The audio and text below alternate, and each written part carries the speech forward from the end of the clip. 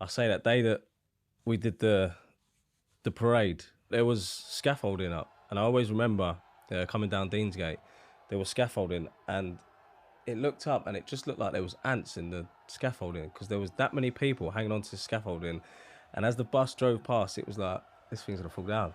It's gonna fall down. We know it's gonna fall down, but it was like, I'm actually getting goosebumps now.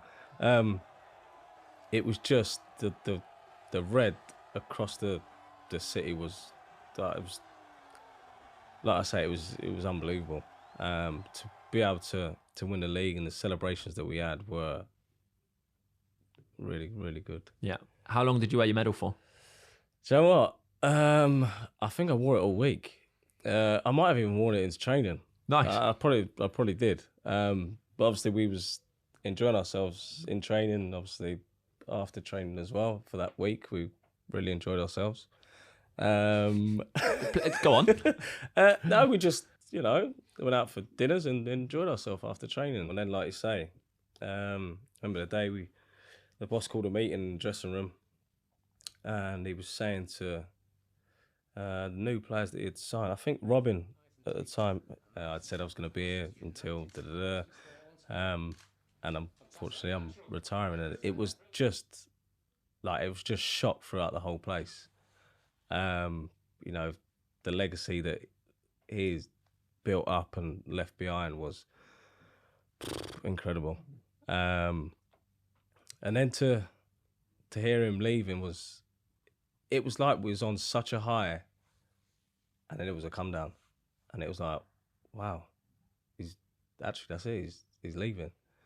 And I think there was obviously there was sadness throughout the squad for a while, to be honest.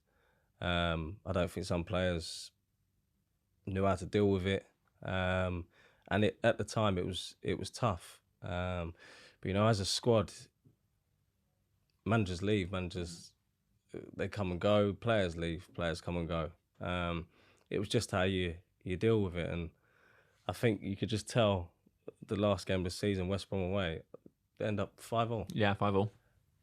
It just it's just the boss. That's him. It just, something had to happen on that last day, and that was it. Apart from the person speaking there. Win Stadium, the announcers getting involved, got their own memories. Yeah, exactly. So it was just, it was like on a high, and then it was a massive come down, and it was sadness. Everyone was still happy, everyone was sad, but we wanted to make sure that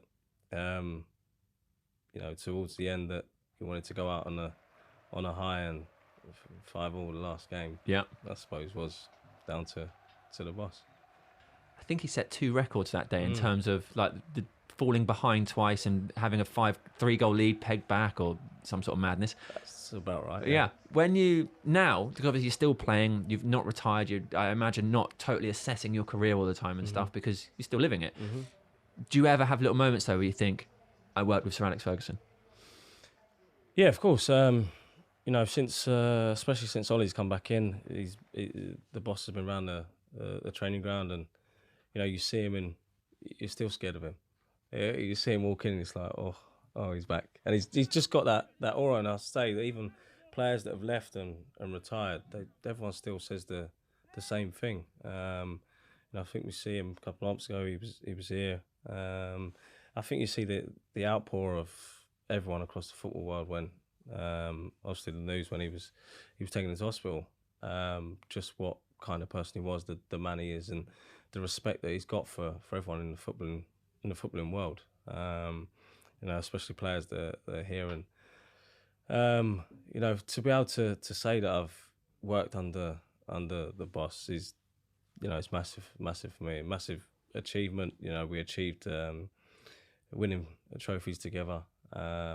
So I don't think right now that I've sat there and thought, wow, I've worked under Sir Alex. It's like what I said, that I think come the end of my career, which I don't feel like it'll be anytime soon. I've still got the legs to run up and down still. So I think when I finally sit back and look back on my career, then I think there'll be definitely wow moments in there. But I say for me now, like, my feet are firmly on the ground.